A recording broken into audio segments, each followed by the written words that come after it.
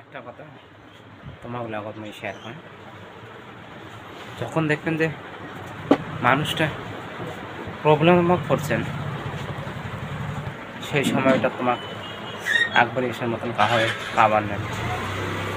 কারণ একটা মানুষ যখন বিপদ পড়ে না, সেই বিপদ থেকে মুক্তি করার জন্য কাহয় সহজে আসে না। এসে জানে হয়তো নিজের ভাই, বাবা মা, তাছাড়া তার বাহিরে হয়তো বোন, একজন যদি মনের মতন বোন হয়, হয়তো এমনি আসিয়া সেই বিপদের থেকে উদ্ধার করে।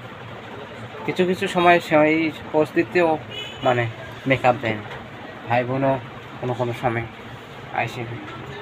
মানুষ জীবনটা তখনই মানে ধরো কষ্টটা বেশি লাগে, যখন বহু আশার মধ্যে থাকার পরেও সেই বিপদের থেকে মুক্তি পাওয়াটা বহু টান।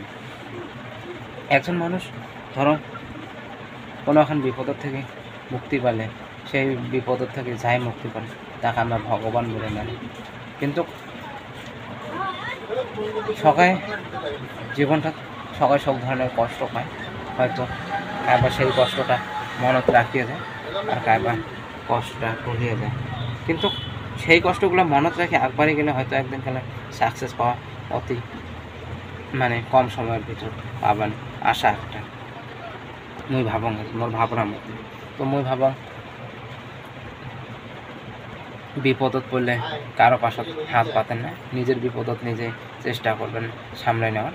কারণ আজকালি বিপদত কারো একবারই আসে না। মোর যদি এই ধরনের ভিডিওগুলো দেখতে পায়া থাকেন তো মোর চ্যানেলের পাশত থাকি যান। আর মোর দিনের 12টা মানত আসে মুই লাইফ, সেই সময়টাতে আসেন পড়াশোনার উপর ডিপেন্ড করিয়া, যিনি কি 12টার সময় আসেন লাইফত, সেই লাইফটা মানে উপর পড়াশোনার ডিপেন্ড। আমি ভাবছং লাইফত কেন এই সময়টা সবাই কাম ধাম করে, আজিকালি চ্যাংরা মানুষগুলা কাম করার সত্ত্বেও মানে এবার চাকরির পাশত মানে কিবা লিঙ্ক লাগায়, মানে চাকরি করেন বলে ভাবে পড়াশোনা করে। তো মুই ভাবং সন্ধ্যা